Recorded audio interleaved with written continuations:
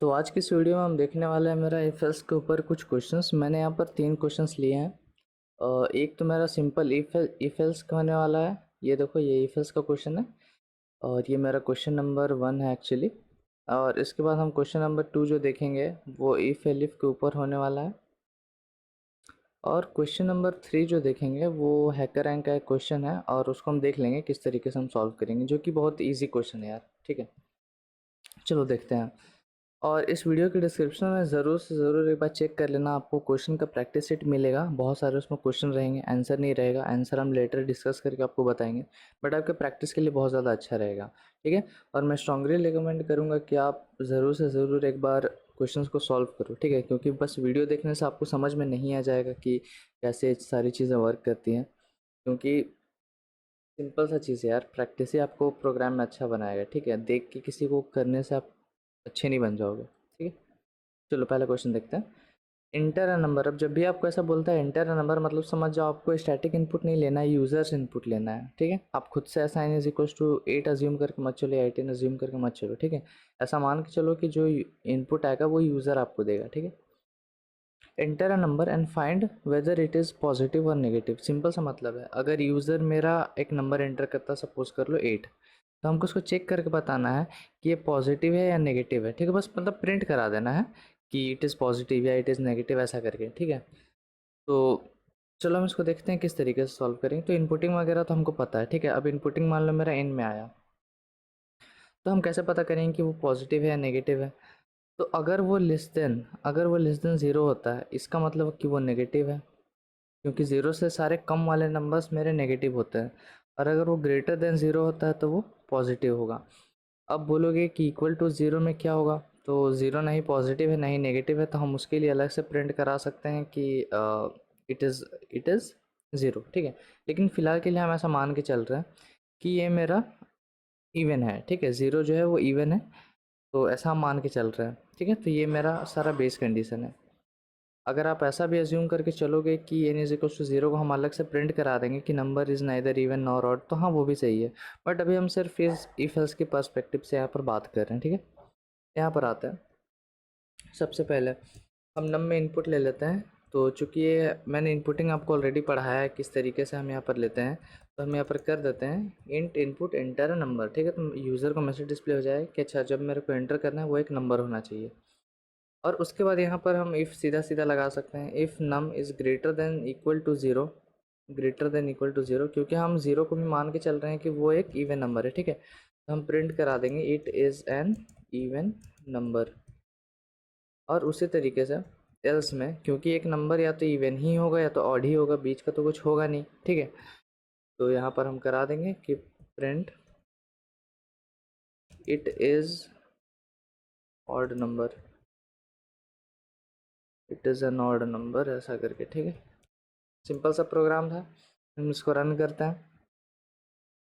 Input मांगेगा मेरे से, तो हम देते हैं मान लो कि 4, तो फिर मेरे को दिखाएगा it is an even number. और उसी तरीके से जब हम एक नेगेटिव नंबर इंटर करेंगे -9, तो मेरे को दिखाएगा it is an odd number. ठीक है, सिंपल सा प्रोग्राम है। तो यहाँ पर गलती करने की इसमें कोई चांस नहीं है यार, और ज़्यादा कुछ समझने को भी नहीं है। यहाँ पर आप क्या कर रहे हो, सिंपल सा कंडीशन लगा रहे हो, इवन के लिए अलग से, ऑड के लिए अलग से। हमने यूज़र से नंबर इनपुट ले लिया है, और अगर चेक किया हमने कि अगर क्या वो ज़ीरो या ज़ीरो से बड़ा है, तो सिंपल सी बात है कि वो एक इवन नंबर होगा, तो हमने मैसेज उसी प्रकार से प्रिंट कराया है। ठीक है, अब देखो, मैं मानता हूँ बहुत लोगों को ये डाउट होता होगा, लेकिन अगर उनको लगता हो क्या हम इसको प्रिंट को ऊपर लिख दें और ये इवन वाला जो प्रिंट स्टेटमेंट उसको नीचे रख दें तो क्या होगा। देखो, लॉजिकली कोई दिक्कत नहीं आएगा, प्रोग्राम आपका चलेगा। ठीक है, मतलब सिंटैक्टिकली कोई दिक्कत नहीं आएगा, आपका प्रोग्राम चल जाएगा, लेकिन वो लॉजिकल एरर है एक तरीके से। क्योंकि आप मैसेज तो यहाँ पर कुछ भी प्रिंट करा सकते हो ना, ज़रूरी नहीं कि आप एकदम फिक्स्ड हो गया कि आप यही प्रिंट कराओ। आप even number, my name is this, my name is that, ये भी प्रिंट करा सकते हो। लेकिन डिपेंड करता है क्या, कि ऐसा नहीं है कि अब मैं इसको ऊपर रख दूँ, इसको नीचे रख दूँ तो कोई दिक्कत है, बस वहाँ पर लॉजिकल एरर है। क्योंकि अगर number greater than equal to zero आ रहा है, मतलब वो एक पॉजिटिव है, तो आप मैसेज भी उसी प्रकार से डिस्प्ले कराओगे ना, उसी के हिसाब से। अगर नंबर ऑड है तो आप उसी के हिसाब से मैसेज डिस्प्ले करोगे, सिंपल सी बात है। ठीक है, अब हम देखते हैं हमारा प्रोग्राम नंबर 2। पाइथन का प्रोग्राम जनरली बहुत छोटा होता है, इसलिए मैंने यहाँ पर एक ही प्रोग्राम में सारा कर दिया है। जब आपको ये कोड मिलेगा अपने डिस्क्रिप्शन में, तो इसको ऐसा कमेंट आउट कर लेना जिस पार्ट ऑफ द प्रोग्राम को आप चलाना चाहते हो, सबको एक साथ मत चलाना, ठीक है।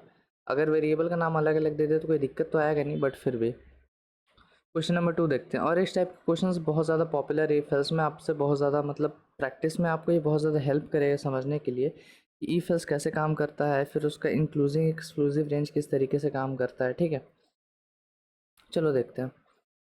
हम यहाँ पर बोलेंगे, क्वेश्चन क्या है, write a program to enter marks of a student in 3 subjects, ठीक है। मतलब आपको एक स्टूडेंट्स के 3 सब्जेक्ट्स में मार्क्स लेना है। सपोज कर लो हम बोलेंगे सब्जेक्ट 1, सब्जेक्ट 2, सब्जेक्ट 3, सब में यूज़र इनपुट देगा, ठीक है।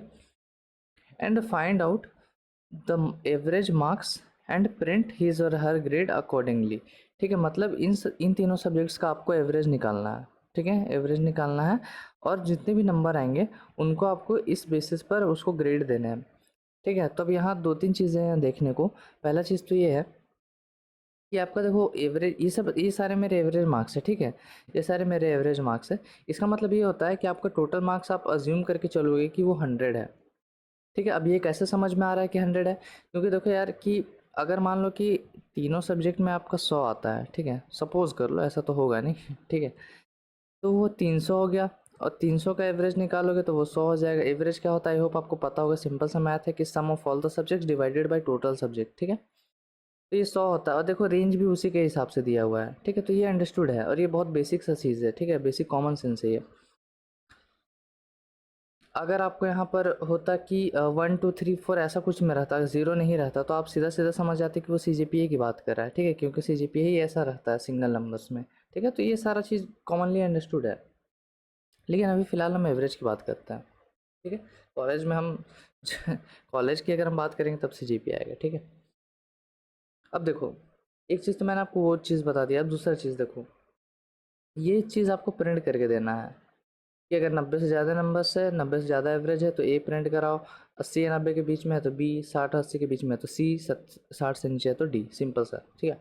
अब देखो, इसके और इसके बीच का डिफरेंस समझो। पहले हम इन दोनों को उठाते हैं, बाकी सारा आप खुद समझ जाओगे। पहले हम ग्रेटर देन 90 का बात करते हैं। तो ग्रेटर देन 90 बोलते हैं तो क्या मेरा 90 इसमें इंक्लूड होता है? नहीं होता है, क्योंकि ग्रेटर देन 90 है। तो ग्रेटर देन 90 मतलब 90.00001 से आगे का कोई भी नंबर कंसिडर किया जाएगा एज ग्रेटर देन 90, ठीक है। लेकिन 90 उसमें इंक्लूड नहीं होने वाला है।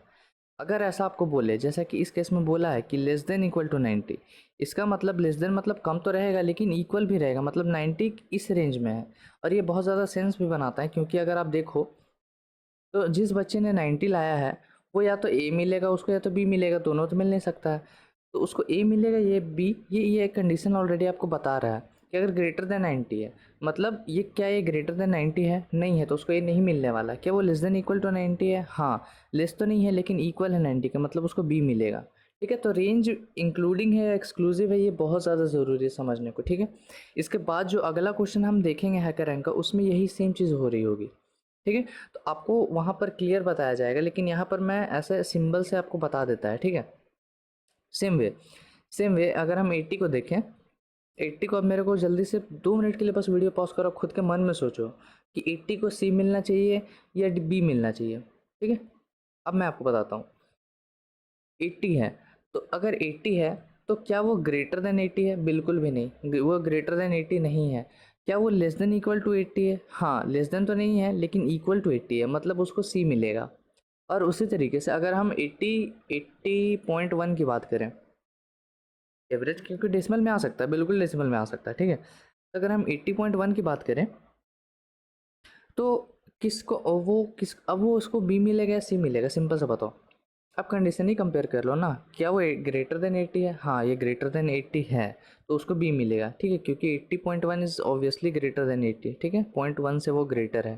सिंपल सा लॉजिक है, ठीक है। तो ये सारी चीज़ें बेसिक है, जो आप बिना प्रैक्टिस के आपको ये सारी चीज़ें नहीं पता चलेंगी, और फ्यूचर में जाकर आप इसी सारी चीज़ों में गलती करोगे, ठीक है। यार देखो, प्रैक्टिस वैसा ही है जैसा कि आप आप किसी क्रिकेटर को खेलते हुए देख के आप खेलना नहीं सीख जाओगे, आपको खुद भी मैदान में उतरना पड़ता है। सेम चीज़ है यहाँ पर, ठीक है। चलो बढ़िया। अब हम आते हैं यहाँ पर, हमको 3 सब्जेक्ट में मार्क्स इनपुट लेने हैं, तो हम लिखेंगे सब1 इज इक्वल्स टू। अब मेरा मार्क्स जो है, सब्जेक्ट का मार्क्स तो इंटीजर में ही होगा, ठीक है, वो तो सिंपल सा चीज़ जो है वो मेरा अंडरस्टूड है। ऐसा तो नहीं है कि अब आपको 80.5 मिल जाएगा किसी सब्जेक्ट में, हाँ, स्कूल में मिलता होगा 80.5, लेकिन वो आपके ऊपर है यार, आप यहाँ पर फ्लोट भी ले लो, कोई भी दिक्कत नहीं है, ठीक है। और enter the marks in first subject ऐसा करके प्रिंट करा देते हैं, ठीक है। Enter the marks in first subject, उसी तरीके से सारा हम चेंज कर देते हैं। यहाँ सब्जेक्ट 2 आएगा, यहाँ सब्जेक्ट 3 आएगा, और ये मेरा हो जाएगा सेकंड, और ये हो जाएगा मेरा थर्ड, ठीक है। अब हमको एवरेज निकालना है, तो हम एवरेज निकालेंगे। और एक चीज़ देखो, चलो एक चीज़ बहुत सा बेसिक सा चीज़ है जो हम आपको यहाँ पर बताते हैं। क्या है कि जब भी आप यहाँ पर कोई वेरिएबल बना रहे हो, ठीक है, और आपको कन्फ्यूज़न लग रहा है फ्यूचर में रेफरेंस करने में कि ये किस टाइप का डेटा स्टार्टिंग में है, ठीक है, क्योंकि स्टार्टिंग में ये एवरेज मेरे को नहीं पता चल रहा है किस टाइप का, तो आप ऐसा कर सकते हो, आप कोलोन दो यहाँ पर, ठीक है, यहाँ पर फ्लोट लिख दो, कोई भी सिंटेक्स एरर नहीं आएगा, ठीक है, ये पूरा पूरा सपोर्टेड है पाइथन में, ठीक है। और ये बताएगा एवरेज के बारे में कि ये फ्लोट टाइप का डेटा है, और उसी तरीके से आप किसी भी चीज़ में ये चीज़ अप्लाई कर सकते हो, ठीक है, बिल्कुल ईजिली किसी भी चीज़ में अप्लाई कर सकते हो। अब जैसे कि हम यहाँ पर एंड कर दें, कोई दिक्कत नहीं आएगा मेरे को, ठीक है, क्योंकि देखो ये सिंटेक्स मेरा पूरा पूरा कंप्लीट हो चुका है और मेरा यहाँ पर कोई भी एरर नहीं आ रहा है। तो आपकी अंडरस्टैंडिंग के लिए, अगर आपको स्टार्टिंग में होता है डाउट होता है, इसमें कोई भी दिक्कत वाली नहीं है बात की किसी को इसमें डाउट हो रहा है, ठीक है, अगर आपको डाउट होता है तो आप अपने प्रोग्राम में इस तरीके से इंक्लूड कर सकते हो। ये बस ऐसा बताएगा कि जो सब्जेक्ट वन है, अब जैसे मैं इसके ऊपर होवर करूँगा, ये देखो यहाँ पर क्या दिखा रहा है, ये एक वेरिएबल है सब्जेक्ट वन जिसका डेटा टाइप इंट है, ठीक है। अगर मैं इसको फ्लोट में अभी हटा दूँ और मैं फ्लोट के ऊपर होवर करूँ तो मेरे को नहीं बताएगा। अभी इसका क्या बोल रहा है, एवरेज एनी, मतलब ये भी किसी भी टाइप का हो सकता है, ठीक है, अभी ये किसी भी टाइप का हो सकता है, लेकिन फ़िलहाल हमको ये चाहिए क्या कि ये फ्लोट रहे, ठीक है। अब ज़रूरी नहीं है कि ये लिख दिया आपने कि ये फ्लोट हो तो ये अब ज़िंदगी भर फ्लोट ही रहेगा, ठीक है। मैंने आपको ऑलरेडी बताया पाइथन में टाइप कन्वर्जन ऑटोमेटिकली हो जाता है, तुम उसको कुछ भी कंट्रोल नहीं कर सकते हो, लेकिन स्टार्ट में आपको समझने के लिए आप ये चीज़ बिल्कुल कर सकते हो, ठीक है। चलो बढ़िया, अभी हम इसको छोड़ देते हैं ताकि आपके रेफरेंस के लिए ये चीज़ रहे। सब्जेक्ट 1 करेंगे प्लस सब्जेक्ट 2 करेंगे प्लस सब्जेक्ट 3 करेंगे, और आपको क्या करना है कि इसको टोटल नंबर ऑफ सब्जेक्ट से डिवाइड देना। तभी हमको पता है कि यहाँ पर सब्जेक्ट 3 है, क्योंकि ऑलरेडी मेरे को क्वेश्चन में ही बोला है। नंबर ऑफ सब्जेक्ट्स तक भी अगर आपको इनपुट लेना रहता तो वो चीज़ हम बाद में देखेंगे, वो चीज़ हम लूप से ही कर पाएंगे, ऐसे नहीं कर पाएंगे, ठीक है। तो हमको देना बाई 3। अब यहाँ पर आप ये भी नहीं कर सकते हो, ये वाला पार्ट आप नहीं कर सकते हो, क्योंकि फिर वो राउंड ऑफ कर देगा, राउंड ऑफ नहीं करेगा, मतलब डेसिमल वाला पार्ट को हटा देगा, लेकिन मेरे को चाहिए कि डेसिमल पार्ट रहे, क्योंकि वो हो सकता है वो डेसिमल में आए, ठीक है। उसके बाद हम यहाँ पर चेक करेंगे कि इफ़ आपका जो एवरेज है, हम कंडीशंस लगाना स्टार्ट करते हैं सीधा सीधा, क्या वो ग्रेटर देन 90 है, ठीक है। अगर है तो मेरे को क्या प्रिंट कराना है, ए प्रिंट कराना है, तो यहाँ पर कैपिटल ए आ जाएगा, ठीक है, उसी तरीके से। तो यहाँ हम मल्टीपल कंडीशंस को चेक कर रहे हैं, तो आपको जाहिर सी बात है कि इफ़ एलिफ लगाना पड़ेगा, ठीक है। तो हम यहाँ पर लगाते हैं इफ़ एलिफ, तो इफ़ एलिफ। अब सेकेंड कंडीशंस को देखते हैं हम यहाँ पर क्या है, जैसा यहाँ पर दिया है इसी तरीके से आपको डिट्टो लिख देना है, ठीक है। तो मेरा क्या कंडीशन है, ग्रेटर देन 80 होना चाहिए and less than equal to 90 होना चाहिए, तो हम वही चीज़ लिख देते हैं, average greater than 80 and average less than equal to 90। अब एंड का भी माजरा समझ लो अच्छे से, बहुत लोगों को पता होगा कि यहाँ पर एंड का काम क्या है, बट फिर भी जिन लोगों को नहीं पता उन लोगों के लिए हम बताते हैं। देखो, हमको चाहिए कि ये दोनों चीज़ फॉलो हो, मतलब ये हम एक रेंज डिफाइन कर रहे हैं, एक सिंपल सा लॉजिक समझो मेरे पास, हम एक रेंज डिफाइन कर रहे हैं, ठीक है। इसको समझते हैं एक बार। सपोज़ कर लो मेरे यूज़र ने जो भी नंबर दिया है, जो भी इनपुट दिया है अपने सब्जेक्ट में, उसका एवरेज अगर सपोज़ कर लो मेरे पास 70 आता है, या 70 नहीं बोलेंगे इसको, 85 बोलेंगे, 85 बोलेंगे, तो वो इसके बीच में ही होना चाहिए, मतलब वो ग्रेटर देन 80 भी होना चाहिए और लेस देन इक्वल टू 90 भी होना चाहिए, तभी हम भी प्रिंट कराएंगे। अगर सपोज़ कर लो किसी भी सर्कमस्टांस में आपने यहाँ पर क्या किया है, ये एंड की जगह पर और रख दिया है कुछ इस तरीके से, तो अब समझो यहाँ पर क्या दिक्कत आएगा, आपका लॉजिकल दिक्कत बहुत ज़्यादा हो जाएगा, क्योंकि अगर हम यहाँ पर अब 85 ना दे के सपोज़ कर लो जो मेरा एवरेज है वो अगर 60 आ जाता है, तब भी ये बी प्रिंट करा देगा। किस तरीके से देखो, तो हम एलिफ में चेक करें क्या एवरेज आपका ग्रेटर देन 80 है, नहीं है, और आपने लगा दिया है, क्योंकि और लगाने पर क्या होता है, या तो ये सही हो जाए या तो ये सही हो जाए। अभी अगर ये सही नहीं हुआ है लेकिन ये तो सही हो जाएगा कि आपका लेस देन इक्वल टू 90 है, ये वाला कंडीशन मेरा ट्रू हो गया। अब चूंकि आपने और लगाया है तो ये ओवरऑल ये कंडीशन आपका ट्रू हो गया। अब ये ट्रू हो गया तो प्रिंट बी हो जाएगा, जो कि बिल्कुल गलत है मेरे प्रोग्रामिंग लॉजिक के हिसाब से, ठीक है। इसलिए आपको एंड लगाना ताकि वो एक रेंज बन जाए कि 80 से बड़ा और 90 से छोटा होना चाहिए, दोनों कंडीशन को सेटिस्फाई करना चाहिए, ताकि आप दोनों तरीके से दोनों तरफ से एक बाउंड्री सेट कर दो कि इसके बीच में होगा, तभी हम सारा चीज़ को कर पाएंगे। ठीक है, सिंपल सा लॉजिक है। तो यहाँ पर हमने वही लॉजिक को दिया है। अब यही सेम चीज़ को हम दूसरे कंडीशन में अप्लाई करते हैं। क्या है, greater than equal to 60 and less than equal to 80 होना चाहिए। ठीक है, तो ग्रेटर देन इक्वल टू 60 होना चाहिए और लेस देन इक्वल टू 80 होना चाहिए। ठीक है, 80 ही होगा, देख लेते हैं एक बार, कंफर्म कर लेते हैं। 80 है, ठीक है, चलो। और यहाँ पर एंड रख देते हैं।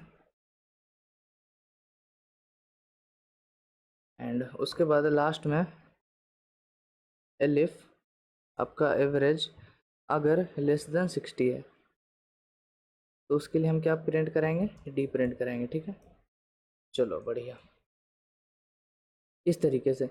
तो अब जो मेरा यहाँ पर प्रोग्राम है वो पूरा पूरा हो चुका है। अब हम यहाँ पर जैसे ही रन करेंगे, ठीक है, हम enter the marks in first subject suppose कर लो 87 देते हैं, दूसरे में 95 देते हैं, तीसरे में मान लो कि 71 देते हैं, कुछ इस तरीके से। ठीक है, अब हम उसको रन करेंगे तो मेरे को बी मिल रहा है। एक काम करते हैं, हम एवरेज को प्रिंट भी करा लेते हैं, ताकि मेरे को पता चले वो किस रेंज में आ रहा है और क्या मेरे को उसी हिसाब से मेरे को आउटपुट मिल रहा है। ठीक है, तो हम यहाँ पर फॉर्मेट स्ट्रिंग का यूज़ करेंगे, avg इज इक्वल्स, इसको रन करते हैं। हमने क्या क्या दिया था, 85 हमने दिया था, फिर हमने 97 दिया था और शायद से 71 था। ठीक है, तो ये देखो आपका जो एवरेज है वो 84.33333 करके आ रहा है और ये बी के में है, और रेंज भी अगर आप चेक करोगे तो वो बी में ही आएगा। देख लो, ये ग्रेटर देन 80 है and less than equal to 90 है, तो यहाँ पर बी में आ गया। ठीक है, सिंपल सा प्रोग्राम है। और अगर ये किसी को डाउट हो रहा है ये क्या है, तो ये फॉर्मेट स्ट्रिंग आप सिंपल एवीजी भी कर सकते हो, लेकिन आपको ऑलरेडी मैंने ये चीज़ बताया है। ठीक है, और ये इक्वल टू यहाँ पर क्या काम कर रहा है कि अगर आप जैसे ही इक्वल टू दोगे तो आपने देखा है कि मैंने यहाँ पर अलग से ये चीज़ नहीं किया था। ठीक है, मैंने अलग से ये चीज़ नहीं किया था। आप ये भी कर सकते हो कि ये अगर आप करोगे तो भी आपको सेम चीज़ मिलेगा। ठीक है, हम आपको रन करके दिखाते हैं। तो जैसे कि हम मार्क्स देंगे 89 89 89, तो एवरेज भी 89 का ही आएगा। ठीक है, तो बी आ रहा है। तो इस तरीके से मेरा मैसेज आ रहा है कि एवरेज इज इक्वल्स टू 89.0। इसको करने का एक शॉर्टकट सा तरीका है, आप यहाँ पर इसको ना दे के सिंपल आप यहाँ पर इक्वल टू दे दोगे, तब भी आपका काम जो है वह सेम तरीके से करेगा। हम रन करते हैं, हम देते हैं 89 89 89। ठीक है, तो आपका एवरेज भी इस तरीके से ऐसा आपको प्रिंट करके देने वाला है। ठीक है, यहाँ पर हम बीच में एक गैप दे देते हैं ताकि मेरे को सारा चीज़ अच्छे से दिखे। तो आई होप आपको ये चीज़ समझ में आया होगा। अब देखो, अब हम एक, आपको धीरे धीरे अपना प्रोग्रामिंग लॉजिक बिल्डअप करना है। तो आप यहाँ पर क्या करोगे कि हमने यहाँ पर आप, अब अगर आप किसी को मन में डाउट आ रहा हो कि यहाँ पर हमने एल्स क्यों नहीं दिया, तो चलो हम उसका भी रीज़न आपको बताते हैं। अगर सपोज़ कर लो मेरा यूज़र देता है -45 -67 -78, तो मेरा एवरेज कितना आया, -63। लेकिन चूंकि पता है कि हम लोग को एवरेज किसी सब्जेक्ट में इतना ये पॉसिबल नहीं है कि वो उसको माइनस मिल जाए। ठीक है, ये सिंपल सा लॉजिक है, प्रोग्राम को कोई दिक्कत नहीं उसको प्रिंट कराने में। लेकिन मेरे को साफ साफ दिख रहा है कि वो इस रेंज में आ रहा है, मतलब कि वो -63 है, जो कि पॉसिबल नहीं है। ठीक है, तो वो डी प्रिंट करा रहा है। तो इस केस में हम चाहते हैं कि ऐसा जब भी कुछ एम्बिगुअस आंसर आए, मतलब कुछ अजीब सा आंसर आए, जो हम जानते हैं कि वो एवरेज एज एवरेज नहीं आ सकता है, लेकिन हम ये रेस्ट्रिक्ट भी नहीं कर सकते यूज़र को कि तुम इतना ही दो, तो उसके लिए हम क्या कर सकते हैं कि उसी के लिए मेरे को यहाँ पर बताया नहीं रहा है। ठीक है, इसी के लिए मेरे को यहाँ पर ऐसा बता नहीं रहा है, लेकिन आपको वो बाय डिफ़ॉल्ट ऐसा डालना पड़ेगा। हम क्या करेंगे, ये ग्रेटर देन 90 तो है, लेकिन कहाँ तक जाएगा, ये इन्फिनाइट तक तो नहीं जा सकता है। तो उस ये लोअर बाउंड एक तरीके से सेट किया हुआ है, तो हम इसका अपर बाउंड खुद से सेट करेंगे कि वो लेस देन इक्वल टू 100 होना चाहिए। मतलब 100 के ऊपर तो एवरेज जा ही नहीं सकता है ना, सिंपल सा लॉजिक है। और यहाँ पर लेस देन 90 के साथ साथ हम यहाँ पर एक और कंडीशन डालेंगे कि ग्रेटर देन इक्वल टू 0 होना चाहिए। अब माइनस इन्फिनिटी पे भी तो नहीं जा सकता कितना भी कम हो, तो यहाँ पर हम डालते हैं वो सारा बेस कंडीशंस को। हम यहाँ पर करेंगे and average less than equal to 100 होना चाहिए। ठीक है, ये मेरा पहला बेस कंडीशन, और इसमें भी हम बाउंड्री सेट करेंगे कि लेस देन 60 होना चाहिए एंड जो एवरेज है वो ग्रेटर देन इक्वल टू 100 होना चाहिए। ऑर्डर आप चेंज कर सकते हो, आप इसको इधर रख दो, इसको इधर रख दो, उससे कोई फ़र्क नहीं पड़ता। अब जब हम रन करेंगे तो अगर यूज़र कुछ मेरे को ऐसा फालतू का इनपुट देगा तो कुछ भी आउटपुट ऐसा नहीं दिखाने वाला है। ठीक है, और उसके लिए भी हम कंडीशन सेट कर देते हैं कि अगर इन सारे में से कोई भी वर्क नहीं करे, मतलब जो मेरा यूज़र है वो मेरे को फालतू इनपुट देने की कोशिश कर रहा है, तो उस केस में हम प्रिंट करेंगे कि एंटर वैलिड मार्क्स, मतलब मार्क्स में ही छेड़छाड़ हुआ है तभी जाके, और यहाँ पर कर देंगे enter valid marks in the range 1 to 100। ठीक है, अब देखो, अब जब हम रन करेंगे तो मेरा सारा चीज़ सेट हो जाएगा। ठीक है, जैसे कि अब हम कुछ नंबर देते हैं जो मेरा 100 से ऊपर है, जो कि मेरे को नहीं चाहिए। ठीक है, ऐसा नंबर आ नहीं सकता है, 100 मेरा लिमिट है। ठीक है, तो एवरेज मेरे को इतना दिखा रहा है, फिर हम बोलेंगे enter valid marks in the range 1 to 100। बन गया प्रोग्राम, हमने इसको पूरा कस्टमाइज़ भी कर दिया।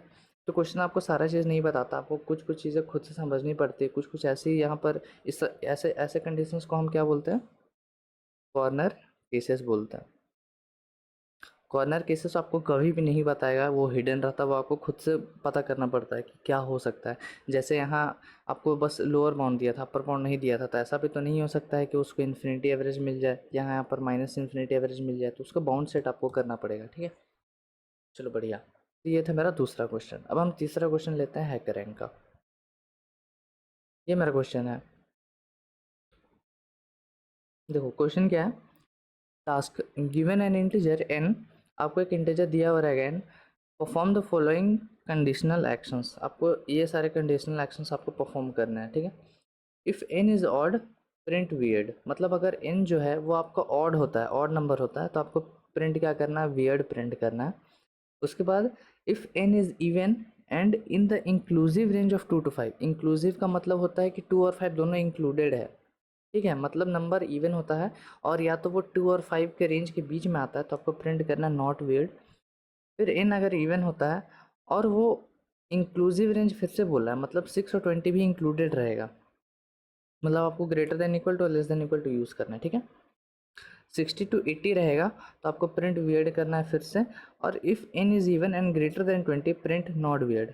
और अगर आपका नंबर इवन होता है और ग्रेटर देन 20 आता है तो आपको नॉट वियर्ड प्रिंट करना है। सिंपल सा प्रोग्राम है। ठीक है, तो हम यहाँ पर n में इनपुट ले लेते हैं,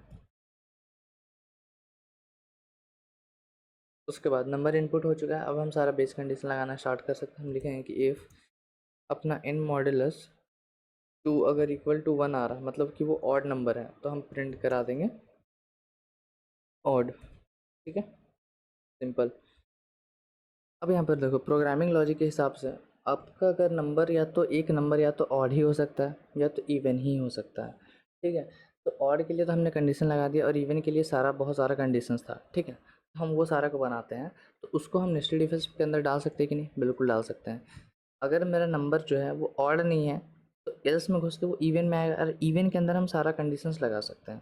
फॉर एग्जांपल हम यहाँ पर देंगे इफ़ आपका जो n है अगर वो ग्रेटर देन इक्वल टू 2 होता है एंड आपका जो n है वो लेस देन इक्वल टू 5 होता है, तो फिर आप यहाँ पर क्या प्रिंट कराओगे, प्रिंट आपको कराना है, एक बार देख लेते हैं, वियर्ड या नॉन वियर्ड टाइप का कुछ तो था, वियर्ड वगैरह है। ठीक है, चलो, तो यहाँ पर ऑड की जगह पर हम प्रिंट करा देते हैं वियर्ड। ठीक है, और यहाँ पर प्रिंट कराना है मेरे को not weird, alternatively not weird, इस तरीके से। ठीक है, और एलिफ आपका नंबर अगर ग्रेटर देन इक्वल टू 6 था एंड अगर आपका number less than equal to 20 है, तो फिर आपको प्रिंट कराना है वियर्ड। तो प्रिंट WEIRD वियर्ड।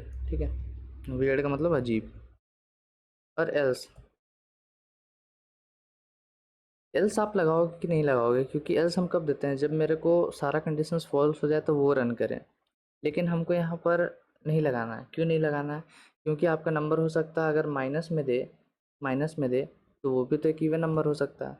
ठीक है, तो हम यहाँ पर देंगे कि एल्स इफ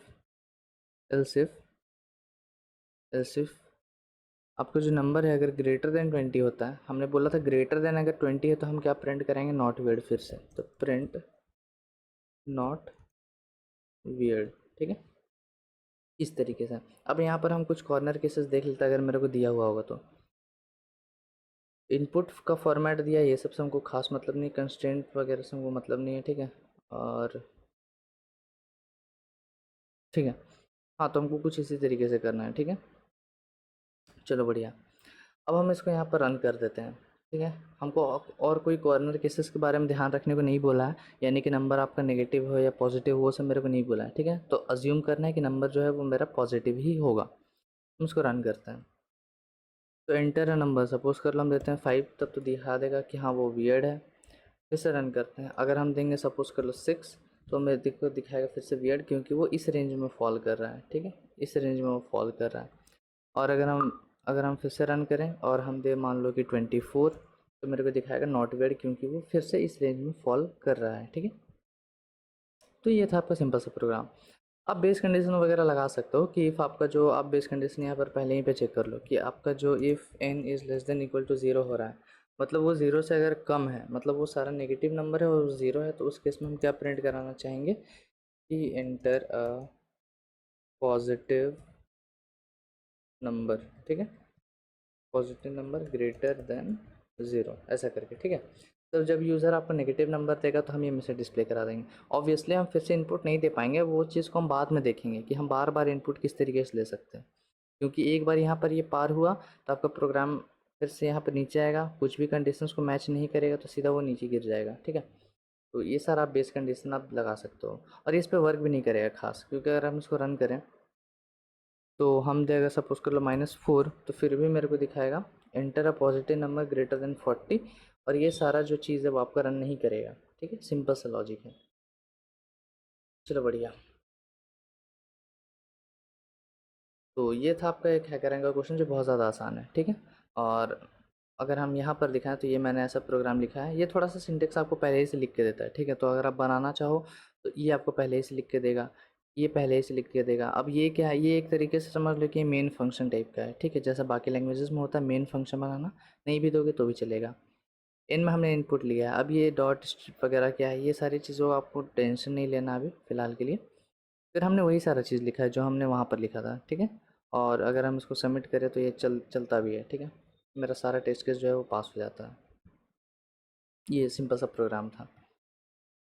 तो आई होप आपको समझ में आया होगा कि यहाँ पर इफ़ एल्स का प्रोग्राम किस तरीके से बनता है। यहाँ सबसे इम्पोर्टेंट था आपको रेंज बताना, और रेंज आप किस तरीके से करोगे, या तो ग्रेटर देन करोगे तो एक्सक्लूडिंग कर देता है, या लेस देन करोगे तो एक्सक्लूडिंग कर देता है। फिर अगर लेस देन इक्वल टू या ग्रेटर देन इक्वल टू करो तो वो इंक्लूडिंग कर देता है। सिंपल सा कॉन्सेप्ट है। ठीक है, तो इस वीडियो के डिस्क्रिप्शन में ज़रूर से चेक करो, बहुत सारा क्वेश्चंस होगा, सॉल्व करो, मज़ा आ जाएगा, और उसका आंसर आने का वेट करो। ठीक है, ज़रूरी नहीं है कि अभी मैं तुरंत ला दूँ, थोड़ा सा मेरे को टाइम लग सकता है। और बाकी इस वीडियो को रखते हैं यहीं पर। वीडियो पसंद आया तो लाइक कर देना, चैनल को सब्सक्राइब करना, और मिलता है आपसे अगले वीडियो में। तब तक के लिए keep coding and bye bye.